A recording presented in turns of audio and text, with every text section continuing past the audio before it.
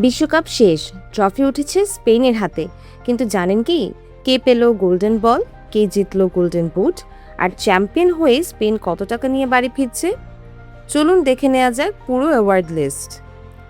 2026 FIFA বিশ্বকাপের নতুন রাজা স্পেন। ফাইনালে আর্জেন্টিনাকে 1-0 গোলে হারিয়ে দ্বিতীয়বারের মতো বিশ্ব চ্যাম্পিয়ন হয়েছে তারা। শুধু ট্রফি নয়, স্পেন জিতেছে record $50 million prize মানিও।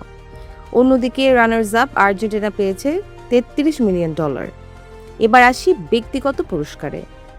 Golden ball অর্থাৎ টুর্নামেন্টে সেরা খেলোয়াড় হয়েছেন স্পেনের মিডফিল্ড জেনারেল রড্রি, আর সিলভার বল পেয়েছেন লিওনেল মেসি। ব্রোঞ্জ বল গেছে কিলিয়ান এমবাপ্পের ঝুলিতে।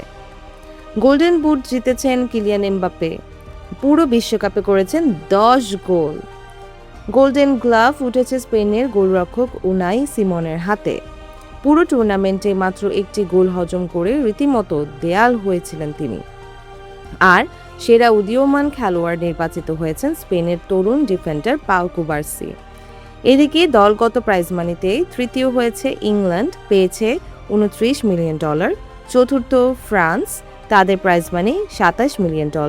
আর ফিফা ফেয়ার প্লে ট্রফি জিতেছে নেদারল্যান্ডস, পুরো টুর্নামেন্টে দারুণ শৃঙ্খলা বজায় রাখার জন্য। আপনার মতে গোল্ডেন বল কি রদ্রিরই প্রাপ্য ছিল, নাকি মেসির হাতে যাওয়া উচিত ছিল? কমেন্টে আপনার মতামত জানান।